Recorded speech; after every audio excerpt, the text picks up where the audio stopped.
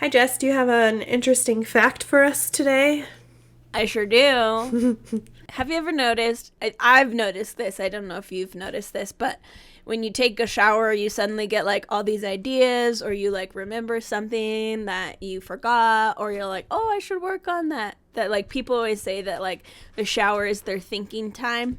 Yes. Well, there's actually a reason for that, and it's because when we take warm showers, it increases dopamine flow, so that actually makes us more creative.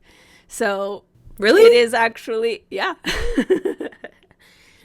Have you ever read, so it's funny because I'm listening to this audiobook again. Glennon Doyle, she wrote Untamed, and it's really good. It's like super good. I highly recommend it. But it's all about like this woman who was Christian and like lived this typical Christian lifestyle, married, had kids, all this stuff. And she was just really unhappy. Like her husband had cheated on her and like all these things basically. And so the story is about how she became, like she broke out of that cage that she had been living in and became her truest self. And she married a woman who she fell in love with and like kind of all these things, right?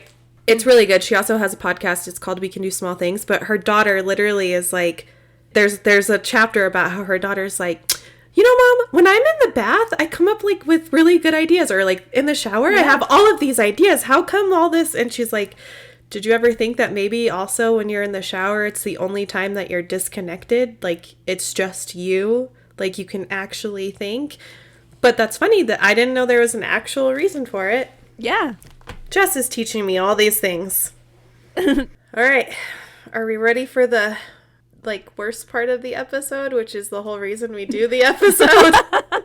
Yeah. Bum me out now. Okay, cool. I gave you an interesting fact. Now it's your turn to bum me out. Here we go. So, on Sunday, April 25th, 2010, Heidi Firkus, I think that's how you say it, called 911 to report a break-in. And I'm going to send you that call. It's that first one I sent you. State Patrol 911. Someone's trying to break into my home. What city are you in? St. Paul? I'm in St. Paul. Hang on just a second. What address are you at? 1794. 1794 what? 911, where's your emergency? Stay with 1794. Minnehaha Avenue. Minnehaha. Someone's trying west? Somebody's trying to break in her house. Okay, what phone number are you calling from? Well, I don't know where she went there. 651-494-4876. You know if it was Minnehaha, east or west? West, I believe. It's coming in off the west side. And I think she said west. All right, we'll try to give her a call back. Thanks. Thanks. Did you hear what happened before she hung up at all? Could you hear? I heard background noise, but I couldn't hear what was happening. I heard her like yell or something, but... Yeah. So shortly after Heidi hangs up abruptly on the call, right? She hangs up before it's finished. Her husband, Nick, calls to report that he and his wife have been shot by an unknown intruder. And that's the second call I sent you. Okay. State Patrol 911. Somebody has broken out. You shot me. Okay, are you in St. Paul, sir? Okay, let me get you right in there. Hold on one second.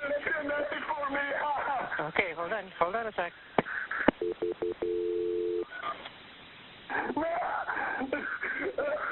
Okay, they'll be right with you. Hold on one second with me. 911. Okay, hi, this is the one on in St. Paul. Go ahead, sir. No, sir. No. Hello? No. Can you tell me where you are? What? Take a deep breath. I'm on 1794 Minnehaha. Are you east or west? West. You're west? West. Are you in a house or an apartment? The house. What's the problem? When I was been shot, somebody broke into the house. I've been shot. Wait, you've been shot? Yes, please. Okay, stay on the phone with me, okay? Okay. What's your name? What is...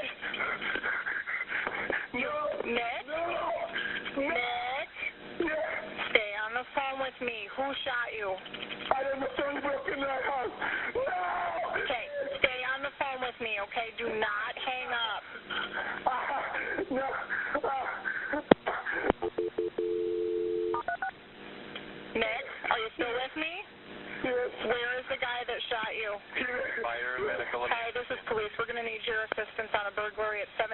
124 Minnehaha Avenue West in St. Paul.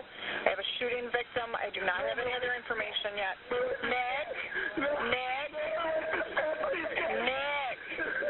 Nick, listen to me. I've got help coming. I need you to take a deep breath. Is the person that shot you still there? No, yeah, Okay. Take a deep breath and listen to me. What race was he? I don't know. Okay, do you remember what he was wearing?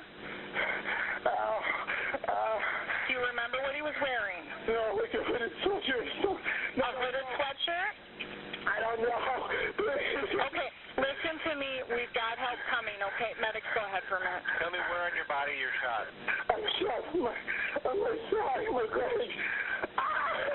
Is there more than one wound? It's a burglary and the guy's broken. Are you the only one that's injured? No, my wife, I think she's good. Medics, hold on a second. Nick, listen to me. Did you shoot back? No. No, you're not armed, right? It's my gun, because I heard a break in the house. I woke up my wife so I could run to the garage. Okay, Nick, listen to me. Do you have a weapon yourself? Yes. Okay, where is your weapon at? It's laying in the front. It's laying in the front. It's not in your hand? No. Did you fire back? What? Did you fire back? No, I did not. Okay, go ahead, medic. Okay, sir. The ambulance is on the way, but I want you to stay on the phone and talk to the police, okay? My wife she's dead. I need something here now. Right, we're getting help out there right now. Go ahead, please. You said your wife is shot also? Yeah, she's not moving. She's not breathing. Oh, please. Okay. On the back. Nick, stay with me. I'm going to help you. I need you to stay with me, okay? Oh, my God. Nick, take a slow, deep breath. I've got a lot of help coming. Heidi. You're sure the suspect is gone? Nick? You're sure that... Nick, take a deep breath. Slow, deep breath. Are you sure the suspect is gone? Yes? I've got officers coming. Just stay with me, okay? No. Stay with me.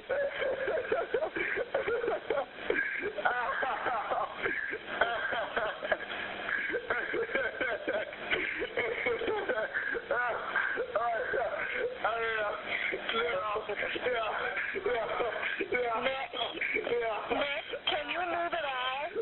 He's been shot. He's been shot. I don't think he can get up. Nick, my officers are there, okay?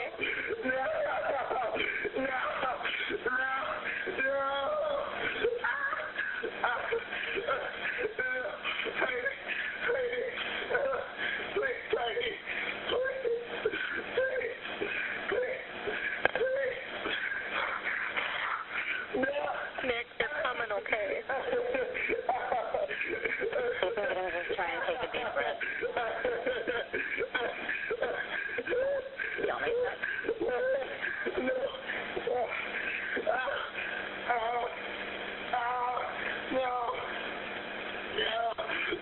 Nick, listen to me. We've got help. Help should be there. Now listen to me.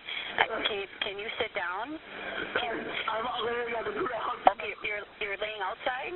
No. I'm laying on my wife. Okay, wait. Okay, listen to me. I know you're scared. It's very hard. This is something very difficult. Listen to me. Okay, can you try and take a deep breath for me? Just okay. Start counting. 1, 2, 3, 4, 5, 6. Okay, listen. Okay, we've got help coming. Okay, do you see? Okay, I've got police there. Do you see officers coming in? I don't know. Okay, what part of the house are you in? You're in the kitchen? Okay. Nick, listen. Okay. I need you to try and take a deep breath for me. Okay. Do you see an officer? The police are there? Okay.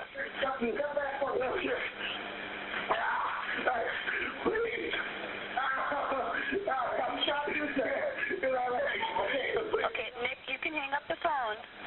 You can hang up the phone. So any thoughts based on the calls at all?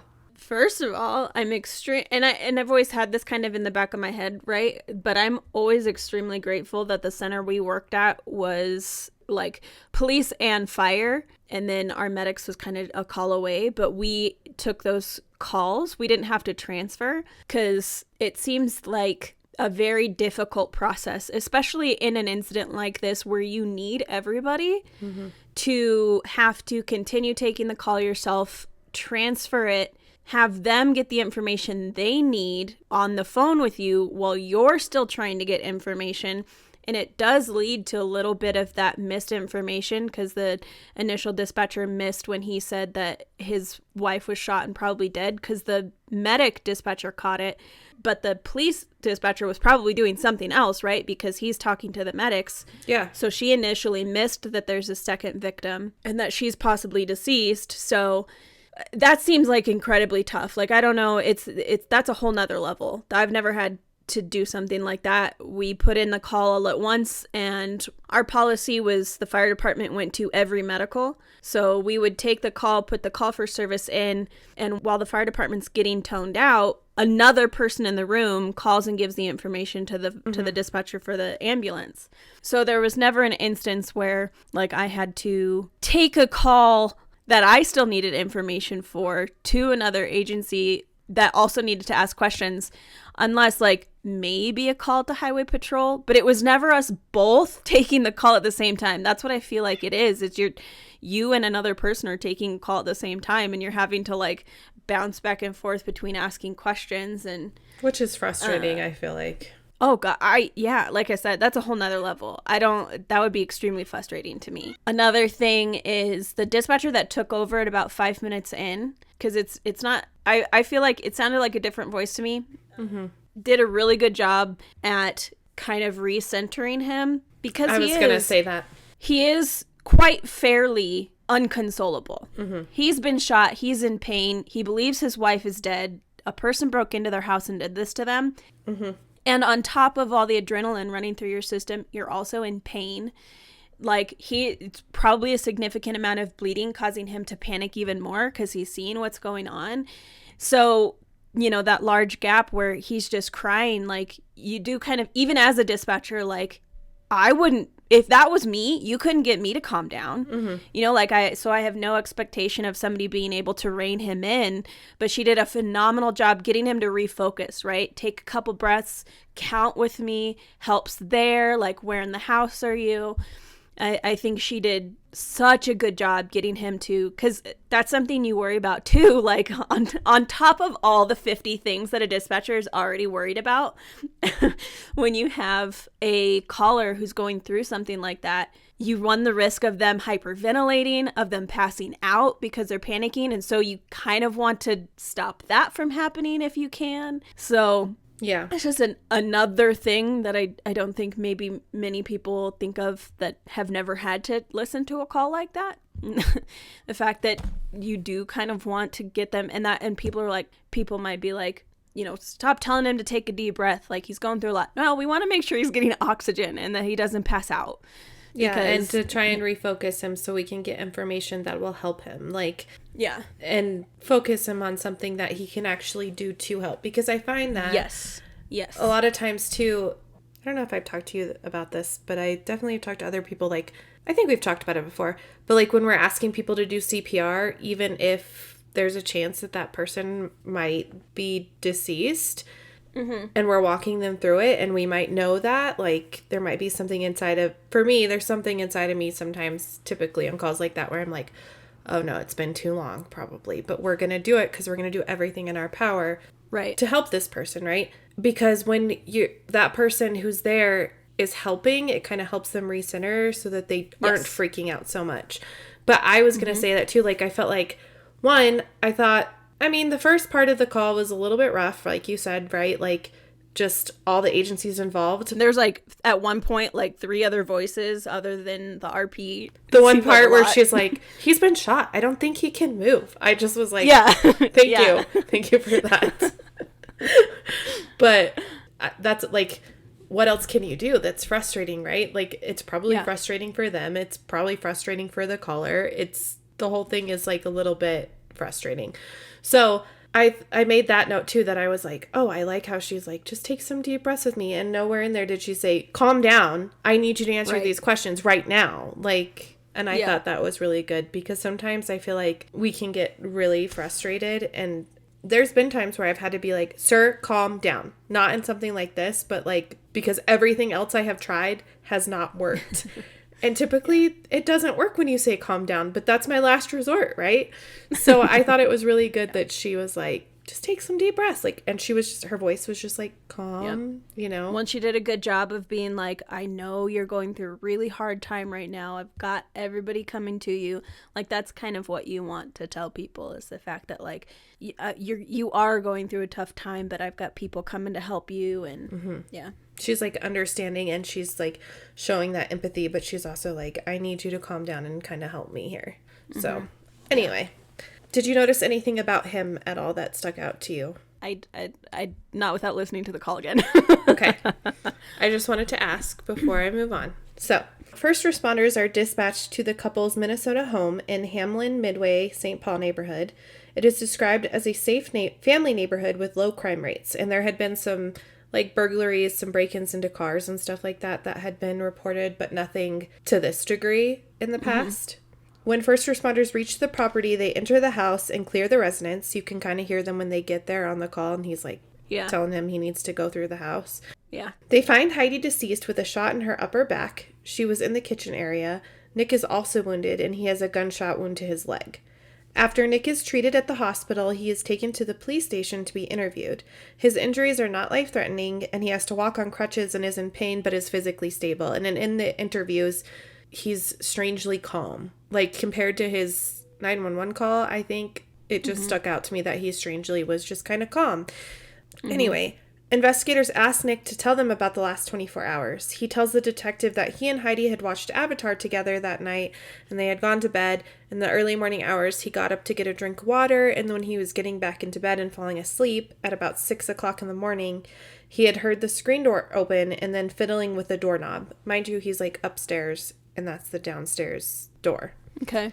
He says that he went and grabbed his shotgun and then woke his sleeping wife. He told her someone was trying to break in, so she puts her shoes on and the couple make their way down the stairs. Heidi is in front of Nick, even though he's behind her carrying a shotgun. Sure. Where were they planning to go?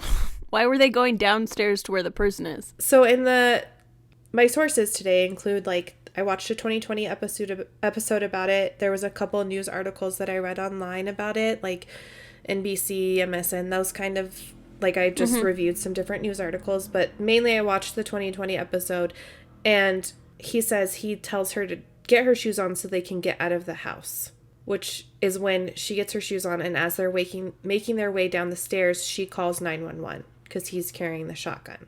And I was like, I don't think that, like, I would not, I mean, especially if I grabbed my gun for protection, I wouldn't be like, let's get out of here. I'd be like, if someone comes in here, I'm going to shoot them. Yeah. I don't think I'd be like, let's get out of here. Like, how does that make you any safer? That's when you stand at the top of the stairs and pump your shotgun so the person in your house can hear you. Yeah, and say, I have and a gun. They just leave. I'm going to kill you. I'm going to shoot you if you don't get out of my house. Yes. So that was weird to me, and that kind of stuck out to me. And the fact that he, like, here's my thought. He's walking down the stairs with a shotgun, and she's in front of him. Like, is he peeking around her? Because it's a shotgun. Like, you know what I mean? It's not a handgun. It was weird to me. Also, if you think there's somebody in your house, why are you sending the unarmed person first? Yeah. And, like, she could get in the way and get shot like she was. So Nick says that when they come around the corner into the kitchen, the front door bursts open.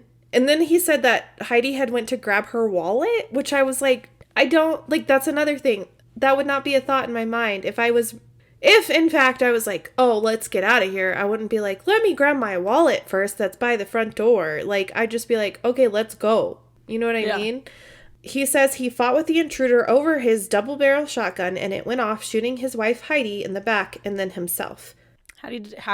Sure. Okay. He describes the intruder as a tall black male with a dark hooded sweater, but says he cannot be certain. And you notice in the call when they ask, he doesn't give any of that information. He doesn't. Yeah, he just says I don't know. a hoodie, but I don't know, or something like that. Yeah. Detectives note at the crime scene, there are no signs of a break-in. There are like it looks like little markings by the lock on the door, but it's not the deadbolt. It's like the bottom lock. Like when you struggle with your key sometimes. Or like when someone takes like a knife and tries to like kind of open it on the side, or like a credit card or something. But there's no obvious signs of an actual break-in that he burst in the door or anything like that. Mm-hmm. They also make note that the house is clean and tidy, and it doesn't look like there's much of a struggle. I mean, there's the shotgun on the floor and obviously Heidi and Nick, but nothing else. Mm-hmm. And then they say that Nick's DNA is the only DNA found on the shotgun. Mm. So Nick tells investigators that Heidi and him were about to be evicted from their home and that they were having some financial issues that they had decided to keep to themselves so their friends and family weren't aware of the issues. Other than that, he says their marriage is fine. In fact, the next day at noon, sheriff's deputies were scheduled to evict the couple. Nick says that the couple were feeling embarrassed about the whole thing, and he tells the investigators that they were in debt and they were barely surviving paycheck to paycheck.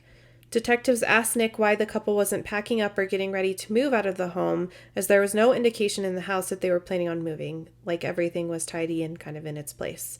Mm-hmm. Nothing at all was packed. Investigators then determined that the couple had over $8,000 in overdraft fees that year, and they were eating out frequently and living above their means. Their water had been almost shut off multiple times. There was just a lot of financial stuff building up. Mm-hmm. So Nick and Heidi were described as the ideal couple. They had been married for 4.5 years, and Nick told the investigating detective that she was his best friend. Friends of the couples told 2020 that he was a really good husband to her and that they could tell he loved her. Heidi was described as a nice, always happy, beautiful woman who looked forward to being a mother and having a future with her husband. The couple were very active in their church and volunteered with the youth group. They even went on different camping trips and stuff. So they were really well known within their community, and she was just known as a really nice girl and he was a really nice guy. So everyone was kind of shocked when this happened, as I feel like they always are. Yeah. Nobody's like, well, yeah, I knew that was coming. That checks out. Detectives speak to the neighbors about anything that they might have heard, and one of the neighbors to the west heard 2 gunshots around the time of the crime, but when he looked out the window, he didn't see anything. So he didn't see anyone fleeing the house. After his initial 4-hour interview, Nick felt as if the detectives were looking into him as a suspect, so he decides to hire a defense lawyer. His lawyer, Joe Friedberg, advises Nick that he should not talk to detectives from St. Paul PD investigating the case. When investigators ask for a sketch of the intruder that Nick says broke into their house that early April morning, his lawyer decides they will hire their own sketch artist to create the sketch. And in like the 2020 episode, they're like, this is the first time that's ever happened. We've never had somebody hire an outside sketch artist. We just typically had them come in and they did it here. Yeah, what was the attorney's reason why? He said he thought it was just kind of a ruse to get him to come back in so they could speak to him further. Which I'm like, okay, if he has nothing to hide, why does that matter? Yeah. Also, wouldn't your mind be like, I need to find who killed my wife? Yeah. That would be my number one concern. So sketch artist Nancy Molnar is hired.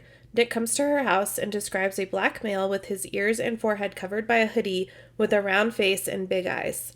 The sketch is then turned into St. Paul PD. They release the sketch through the media, and it wasn't until the anniversary of her murder, when the sketch runs again, that a tip comes in and a woman calls investigators to tell them that the intruder was Michael Lee Pye. Michael Pye was a known burglar at the time. He had committed multiple home invasions around the time, and he had been featured on the news before she was murdered. Okay. Investigators meet with him and show him the sketch. He says, that's me. He's like, that looks exactly like me. But when they tell him that Nick told them that he had murdered Heidi, Michael tells him there's no way he's involved in this case. Investigators were able to determine that at the time of the break-in, Michael Pye was actually in custody. There was no way that they could prove that he had been involved because it was impossible for him to be involved. Yeah. In the winter months before the crime, like I said, Michael Pye's face had been all over the media, and he was a known suspect in the early morning burglaries in the area. For years, there will be no arrests and no named suspects in the case. Meanwhile, Nick goes on with his life. A few months later, Nick meets Rachel Watson. She's the sister of a friend of Nick and Heidi's, and Rachel had just left a very difficult marriage before meeting Nick. She felt like she could relate to Nick and that he really listened to her and was very empathetic. Within a year, the two get married. Before the wedding, Rachel asks to visit Heidi's grave out of respect. She tells 2020 that when they went, Nick was emotionless and didn't say anything. Like, he didn't want to talk about it. He didn't seem to have any emotion while he was there. And she felt as if she needed to tell Heidi she knew she would never be able to replace her and just wanted to respect that relationship. Mm-hmm. Rachel says that she wasn't allowed to tell others about their relationship for some time because Nick's family is very private and they don't want others to judge him for how fast he moved on. He doesn't tell his family a lot. Yeah. Don't tell him about the financial burdens. Don't tell him about this. Don't tell him about that. Let's keep secrets from everybody because I'm worried about what they think of me. Yeah. Mm-hmm. Rachel was told not to share with anyone anything that she knew about the crime either. What did she know? She didn't really know anything, but she wasn't allowed to speak about it to anybody. Like, if anyone asked, she wasn't allowed to speak about it. That's weird. Yeah. I mean, like, if it was me in that position anyway, I'd be like, well, I don't have anything to say because I wasn't around when it happened. So why would I talk to somebody about I have it? nothing to include in this because I literally have nothing. So not a problem.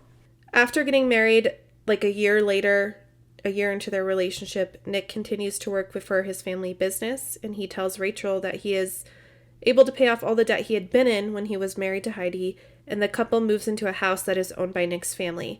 The two couldn't afford to buy their own house, couldn't get a loan because of her divorce and then his financial history. The two are supposed to pay rent to Nick's family and then the property tax every year. And that's the arrangement that they have. Nick and Rachel have 3 children together, and Rachel describes him in an interview as a really good dad. She says it didn't come natural to him, but he seemed to really care. Over the years, Nick doesn't reach out to investigators to get an update on Heidi's case. He didn't call detectives, he didn't call the district attorney, he didn't really seem to want to know. Rachel and Nick eventually start to grow apart, and she describes it as having no real relationship anymore after years of him lying about little things. She says, he would spend money on lunches that he didn't need to spend money on, and she said, can you just pack lunch so that we don't have to spend all this money? And then she would find wrappers in his car, and he'd be like, oh, a friend went with me, and they left their wrappers in there. Just little things he would just lie about all the time. One day, she finds paperwork that's in his, sock drawer that shows they are delinquent on the property tax and that this home is also in danger of being foreclosed on. At this point, Rachel starts to believe that her husband, Nick, may have murdered his first wife, Heidi, and that she maybe didn't even know about the financial problems they were having, which is why she didn't tell anyone about them. She's scared for her safety, grabs her kids, and leaves in the middle of the night. Go ahead. Can I ask... Maybe I'm missing something as to why... That was her first conclusion? The hint of financial trouble equaled him killing somebody before. I think it all, in that moment, I think she probably... So I think there's this little voice inside of all of us sometimes that tells us when something isn't adding up. Something's not right. Right? Yeah. So I think at this point, over the years... She goes to this grave and she's like, that was kind of weird. He was kind of emotionless. Well, maybe, you make excuses for that person that you love. So then she marries him anyway. And then he starts lying about little things and about big things. And then they're growing apart. So maybe it's just everything piled up. And then she thinks that they're okay financially and has no idea that this is going on. She opens his sock drawer and she's like, what the fuck? This is happening again. And then it kind of clicks. I don't think Heidi actually knew about the financial issues they were having. And then she thinks back to, oh yeah, that was weird when we went to visit her grave. Oh, it's kind of weird that he hasn't called to get an update. Oh, all these things are clicking in my brain after I've had 3 kids and spent all this time together with him. And she's like, maybe he killed her. Maybe he's gonna kill me. Did he get in life insurance? Did he get anything out of her being killed? There was no mention of life insurance. At all. And so the motive that they think that he has is he was afraid she was going to leave him after she figured this all out. Well, guess what? When you kill somebody, they've effectively left you. They're no longer around you. Yeah, but we've talked about this before. People like him don't think like that. They're just like, oh, if I can't have her, nobody else can. And that's the ultimate control. It's just a bizarre thing to be like, I don't want them to leave me, so I'm going to kill them so they're not with me anymore. It's just yeah, that doesn't make any sense. The thought process, I'm with you on it, but I was reading it too, and I was like, there's no life insurance policy, so he didn't have any financial gain. And I, like you, was like, well, she left him because she's dead. So I don't understand how that... But then I was like, well, maybe it was just his pride thing. He couldn't handle her leaving him. Maybe he was one of those people who was like, you're going to leave me? Fuck no. Maybe he thought she was going to find out and tell somebody, because heaven forbid you tell anybody anything. Everything must be kept secret. Also, if your parents help you buy a house, don't you think they would have helped you make your payments before? If they own it? Yeah. Yeah. So Sergeant Nicole Sipes would investigate the murder years later. She would tell 2020 that Heidi was killed in the place she should have felt safest with the person who should have kept her safe. Well, I was going to say, too, I was actually going to say this earlier, but I don't want to interrupt. But it is, like, his description of things isn't typically how home invasions go, especially if somebody... The implication that they fought over his gun implies that the intruder did not have their own weapon. Mm-hmm. So typically somebody breaks into a house and they're met with a homeowner with a gun. I'm sure there's a probability that they'll try and fight back and take the gun away and have a fight over a gun. But most of the time that person's going to get the fuck out. Yeah, also, I feel like that's a low probability. Yeah. It also doesn't really feel like that would result in somebody being shot in the back. Well, because she was in front of him going down the stairs, because that was the safest thing to do, right? Well, I'm imagining that by the time they get to the front door, yeah, they're not on the stairs anymore. That's true. So, like, you try and figure out, like, if this did happen, what did that look like? So she decides to go towards the front door to get her wallet, whatever reason. Like, maybe her keys were by her wallet and she wants to get in the car and leave, or even though they're leaving behind all of their monetary possessions, she want to make sure her credit cards aren't taken also, which just call and cancel them. Don't go back for it. Well, it obviously didn't have very much money on said credit cards. But so that you try and figure out what that looked like, right? So they get to where the front door is. The front door bursts open. And then I'm guessing, I don't know, you have a shotgun, so I'm not sure why you have to get closer to the intruder to shoot them. That's what I'm saying. I don't know why it brings him in proximity to where this person is at, but then they fight over the gun like they do in Chicago. They both reach for the gun, and then that somehow leaves it to the gun pointing at the wife and shooting her in the back. And then somehow, because you think about it, he has to pump the shotgun again, like, For somehow he gets shot in the leg too. Like, yeah. The intruder's like fighting with him, they shoot the wife, and he doesn't go, oh fuck, and flee. He's like, and shoots him. See, that's why I was like, none of this makes sense to me. Also, like, all I can see, and this is not funny, it's a very sad story, but all I can see is her walking down the stairs and him peeking around with the barrel, like, over her shoulder or something. None of it makes sense. So, yeah. Anyway, she joins the investigation in 2019 when she is assigned the case as a new homicide detective, and she reaches out to the FBI to get assistance with the 911 call recording. They want to see if any noises could be heard in the background indicating there was an actual break-in, and all that can be heard is the shotgun, and then the phone hangs up. Investigators determine that no one but Heidi and Nick can be heard on the phone call. So you would think if there was a struggle, they would catch that. If the door burst open. Yeah. And then there was an altercation in which the struggling for the gun happened. Investigators then go over Nick's statement again, and they are confused as to why Nick would have Heidi go down the stairs, like we've been saying, when he is the one carrying the shotgun. Detective Sipes also wonders why Nick told investigators he had been carrying a special vacuum in the vehicle that was used to clean up blood. Wait, I didn't miss you saying this before. This is the first time you're bringing this up, right? No. But, so when I was watching this episode, they didn't really bring it up until this point. And then they're like reviewing his interview, and he brings up, oh, I brought this vacuum cleaner home from work because the family business had something to do with cleaning and stuff like that. And he goes, and it's used to clean up blood. And they're like, well, why is that in your car? So then they start to think, well, did he bring this home because he actually was just going to kill her and then clean it up? And then he came up with this other plan where he'd be like, oh, someone broke in. So they're just kind of confused as to why he even brought it up. The FBI goes out to the home that Heidi's killed in. They do a scan of the house and create a virtual model of the home. They use this to show that the shotgun was at his shoulder level when it was fired, not lower as he described, because he, in the fight, it would have been lower.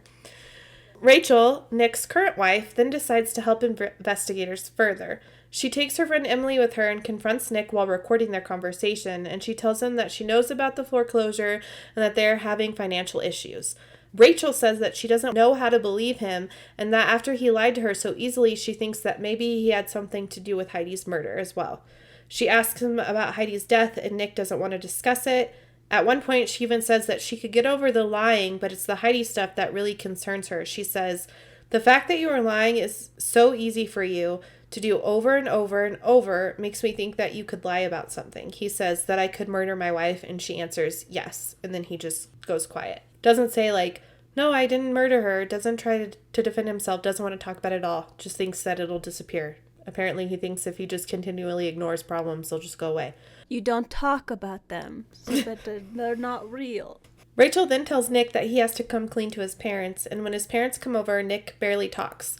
His dad does. When Rachel says she doesn't know if she believes him about Heidi's murder, his parents stick up for Nick. She asks his parents how they didn't know about the foreclosure, and he says that they weren't as involved in their lives as they had been in the lives of Rachel and Nick because there weren't any grandchildren involved. Yeah. Okay, that's pretty harsh. I was like, so he had no significance to you until he gave you grandchildren? Okay. They're like, we don't like him so much, but he's got babies now. They're pretty cool. It kind of seemed like in the episode that his parents were a little bit of enablers and they just didn't want to think that Heidi had been murdered. She says if Heidi knew that all of this was happening, why wasn't anything packed up? His dad then says there was evidence of the beginning of packing in the house. However, the police video from that day shows no signs of it. He also says that the lawyer is the one who told them to never speak publicly about Heidi's murder, and then when Rachel asks Nick why he doesn't want to talk about Heidi, he claims that his memory is fuzzy and he can't remember all that happened. What does having a conversation with your spouse, how does that equal talking about something publicly? Oh, well, we were told not to talk about it publicly. Okay, well, we're in your living room, so... Also, why if you have nothing to hide? Just why? In 2018, after Rachel comes to terms with the fact that Nick has lied to her and she cannot trust him, she files for divorce. After the divorce is final, Detective Sipes knocks on her door and Rachel decides she's going to help get justice for Heidi. Detective Sipes calls her a very brave woman, and I would agree. Knowing that he had already killed one wife over finances had to be terrifying. It was probably a shock for her, and that's when she gives her the evidence that she kind of already collected and tells her about the finance issues that they had had. When asked if she felt scared, Rachel says, no matter how hard this is going to be, this is someone's daughter. And if I can fight for her, even if it hurts me, it's something I have to do, basically. Wow. On May 19th, 2021, Nick Firkus is arrested 11 years after Heidi's murder. The SWAT team knocks on his door early that morning. He's charged with both first-degree and second-degree murder. At trial, prosecutors allege that Nick killed Heidi to keep his friends, family, and the community from finding out that they were losing their home. They allege... Stupid. Yeah, that's a really dumb... I mean, there's not a lot of good reasons to kill somebody. Really none. But that's a really dumb reason. That's pretty low on the list. They allege that Nick was the only one who knew about the foreclosure and that he was also worried when she found out that she would leave him. In addition to this, they have witnesses who testified that there was no sign of a break-in, that Nick's DNA, again, was the only DNA found on the shotgun, along with the digital model that shows that Nick was not standing where he said when Rachel was shot. They also show with video evidence that the doorknob on the front door could not be heard upstairs in the bedroom. So when they go back to that house, they take a video and they're aggressively messing with the doorknob and can't hear it. His defense attorneys allege that the intruder must have worn gloves, which is why there's no DNA or other evidence that could link the intruder. They also claim that all the foreclosure paperwork was found on a couch in the home, so how could she not know? There was no evidence, though, that she had ever discussed the foreclosure or eviction with anyone, including Nick. They went through all of her emails and texts, couldn't find anything that indicated she was worried at all. However, the closer she got to her death, the more calls she had begun to receive about collections. So she was a little bit like, oh, can you pay this off? And there is evidence that when she received a bill like that, she would text him or message him and ask him to take care of it, since he had control over the finances. The couple had even gone on a 5-day trip to Hawaii, starting the same day that eviction proceedings had begun for their home. All of her friends and family members agree that if Heidi knew about the financial issues they were having, they would have known because she would have told them, because she was pretty open. Nick's attorneys also show picture evidence of the front door. There are marks near the lock that seem to possibly have been caused when someone attempted to tamper with it, but there's no evidence that it, like I said, burst open. On February 10th, 2023, Nick Firkus was found guilty of murder. He's then sentenced to life in prison without parole. His parents released a statement that said, he was wrongfully convicted and sits in jail for a crime he did not commit. This is not just the belief of heartbroken parents. Which I'm like, I'm pretty sure you're the only ones who don't believe that, but okay. Heidi's family members make a victim impact statement as well, and Heidi's brother says, because of the lies we were told as early as the day after her murder, along with the pressures to believe them, it's been virtually impossible to find closure to our grief as the shock begins after Heidi's murder. The realization quickly set in that everything Nick was telling us betrayed who I knew my sister to be. The fact that he had the audacity to peddle a story that was obviously inconsistent with Heidi's character was and still is very insulting and offensive to me and everyone else who actually knew and loved her. And then he said he really misses his sister. And that is the story of the murder of Heidi Firkus over a foreclosure and some other stupid shit. Mm-hmm. So I was going to say, too, that, like, when the parents coming back and being like, he's serving time for something he didn't commit. That's not exactly what the evidence says. But then your son also gave a description of a man he said was the suspect who was in custody at the time. Mm-hmm. Just because he had seen his face before. It kind of reminded me of Stephen Avery. Remember when they used his actual picture? I think he probably memorized that picture and was like, I think he planned to use that guy. Yeah. From the moment he decided that this was what he was going to do. Because the sketch looked so much like him. Like, it was impossible to not think it was him. Mm-hmm. But, and how many times have we heard before from parents or loved ones, oh, they didn't commit this crime, and there's obvious evidence that they did. And it's not just circumstantial evidence in this case, right? There's the DNA evidence, there's the reconstructing the scene evidence, stuff like that. It's also, like, if you look at it as not necessarily what they have, but what they don't have. There's no evidence of anybody else being involved. Yeah. No signs of the forced break-in, no signs of a struggle, like no sign that there was anybody else involved. It's not, in this sort of situation, I feel like it's not what they found, but it's what they didn't find. Yeah. What a weirdo. I mean, like, we've all heard the taking advantage of somebody's life insurance policy, but to do it for no gain? Like, what are you thinking? Just because you think she's going to leave you? Like, also, she does leave you because she's gone now? Or just because you think that, like, it would sully your community reputation if people knew that you had debt? Well, guess what? When they find out you murdered somebody, it's a lot worse than debt. Versus murder. Let me weigh the options. And then he just moved on. Like, another thing, I know I said I was ending, but another thing that really bothered me was that he killed her for this dumbass reason, and a couple months later, he's already dating someone else. Like, she was nothing. And I know that this is something that a lot of people struggle with because issues with finances is not a rare thing. But you've already gone through this hardship enough that you've decided to take a life because you were in over your head, and you finally get things figured out, and then you start making the same mistakes again and then wind up in the exact same place. Like, maybe learn a lesson once in a while? I don't know, like... I don't think he wanted to learn a lesson. I think he just wanted to live his life how he wanted, and he didn't care about the responsibilities that he... Like, you bought a house. Pay your bills. You didn't even buy a house. It's your family's house. Yeah, and then you just didn't... pay the taxes. How did his parents not know he didn't pay the taxes since they owned it? On a side note, you want to hear something good to close up the episode? Of course. I went to this child abuse training. It was like... the joint investigation child abuse training, not because I have to, but because I wanted to, because I'm interested in doing forensic nursing. So while I was there, one of the detectives, the one that was at my wedding, was like, you're not even going to say hi to me? I'm like your biggest fan. I listen to you all the time. And he said he will get in the car and he'll be like going to turn on the podcast and his kids are like, oh, Dad, again? So I was like... This is amazing. I have to tell Jess. It made my day. Oh, I love that. That's great. So if you're listening, you know who you are, and we really appreciate you.